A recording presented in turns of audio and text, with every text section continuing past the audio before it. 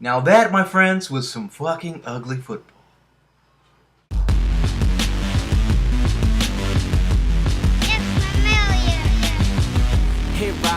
Here I am, it's the on-campus kingpin, yes I am. Eagles Sessions, Gayle Saunders, skinnypost.com. And are we excited about the Eagles win? Yes. Was it a little bit too close for comfort? Yes. Do we know if we have a franchise quarterback for years to come in Nick Foles? Not so much. The Eagles do win 34-17. Let's be positive. Let's talk about it's a W. A W is a W. It was very ugly. It was one of the ugliest first halves that we have seen in a while. Nick Foles was not himself. I'm not sure what that was in the first half, but we haven't seen Nick Foles this bad since the game against the Dallas Cowboys. He was undecisive. He was a little unsure of himself, a little gun shy, did not know when to throw the rock. When he did throw the rock, it was off. Missed guys that were wide open. It was just, pretty bad. I mean, Nick Foles lost 2 fumbles in that first half. And then he also, he threw an interception in the back of the end zone that was going to Selleck. Alan Ball picked that off. But, on the day, Nick Foles, he ended up being 27 of 45 for 322 yards with 2 touchdown passes and an interception and a pair of fumbles.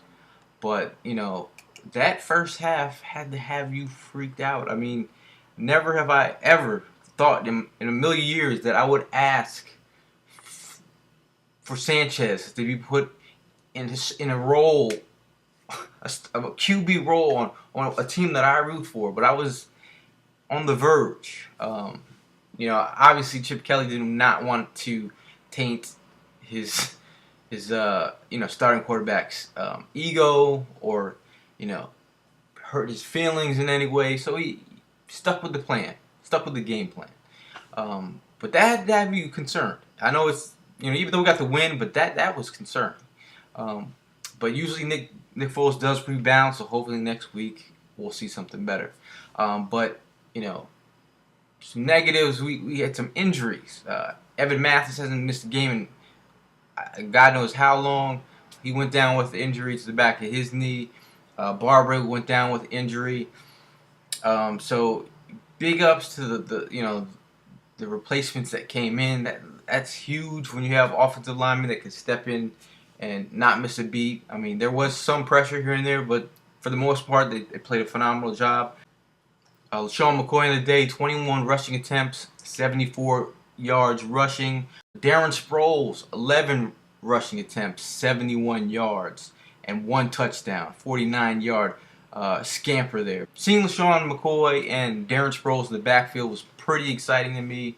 I was repping Sproles all day long, one of my favorite players. So obviously to see those two in the backfield, I had goosebumps. But we got to see a little bit of how Darren Sproles will be used. I think they still have some more plays. I would love to see them more some motion sweeps. That would have been nice, like the way they use Percy Harvin, or you get LaShawn McCoy in motion. Just some of that kind of trickery. We'll probably see that later. But I think they could have used that and used some misdirection off those kind of plays.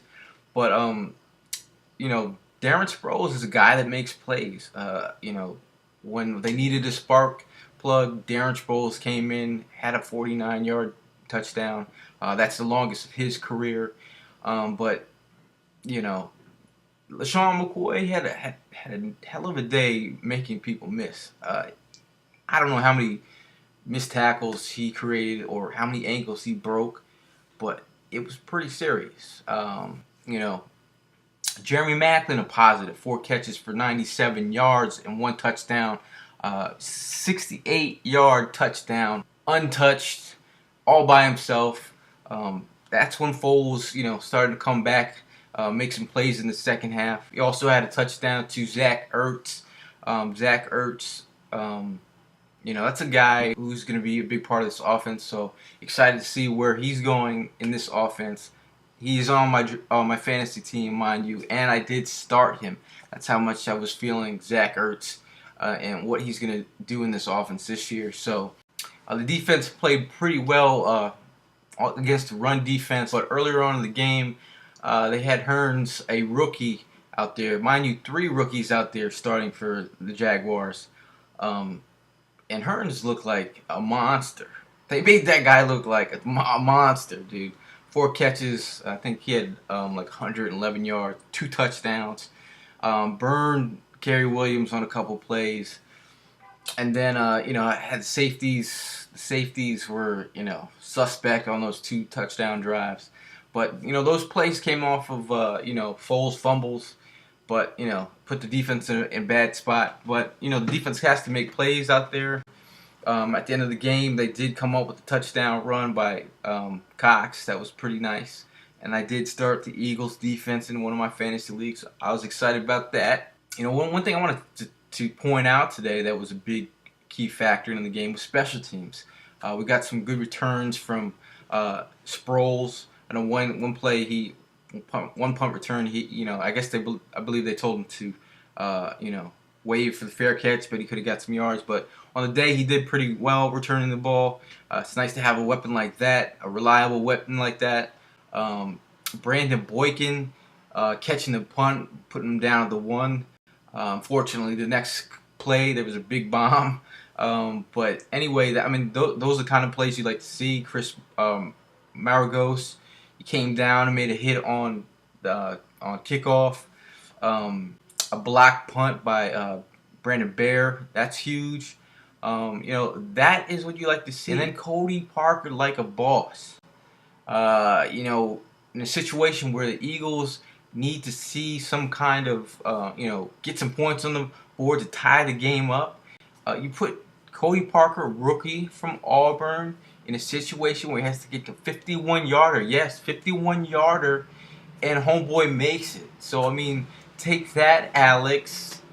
Take that. But, I'm sorry to see Alex go. Not really, but I like to see this from a rookie who comes in with the game on the line in a tough situation and, makes a field goal, 51-yard field goal. So that has to get you fired up. Not like a kicker, get you fired up most of the time, but that kind of stuff, seeing a rookie do something like that, I'll take it. And then again, he's kicking touchbacks, so that's a positive on that front.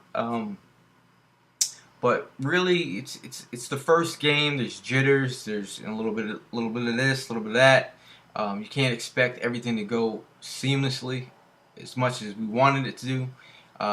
They had us on the edge of our couches, probably screaming, throwing stuff. It was pretty gut wrenching. That first half, I was questioning life. I'm like, we waited all year long for that. As much time and effort is probably, if you're watching this, you're probably as sick as I am with Eagle madness. But so for us to wait that long, a year, to see that was pretty bad. It was pretty bad. But the Eagles are probably going to regroup. I think Foles will probably settle down. Hopefully, you can't keep on doing things like this because Chip Kelly might have Mariota on the bat phone. You never know. I think Chip Kelly would do anything to have Mariota in this kind of offense because there's opportunity. There was a lot of opportunities out there for the QB to take off and get yards if he had some elusiveness. If he had some speed to get out of the pocket, that could have happened. I don't know, but Eagle fans out there, how did you feel? What did you see? What did you like? Who did you love? I love Darren Sproles, one of my favorite players. Yes, I'll keep saying it because he's a playmaker. The guy just makes plays. I love Jeremy Maclin. He made some plays today. Deshaun Jackson, the Redskins lost, so there you go. But I just think, with Chip Kelly's offense, everyone's going to eat. Eagles fans, I want to know what you feel, what you saw out there, and what you hope to see next week. But I'm Gayle Saunders. living the dream, not as in Dream Team, but living the dream. And I'll see you soon.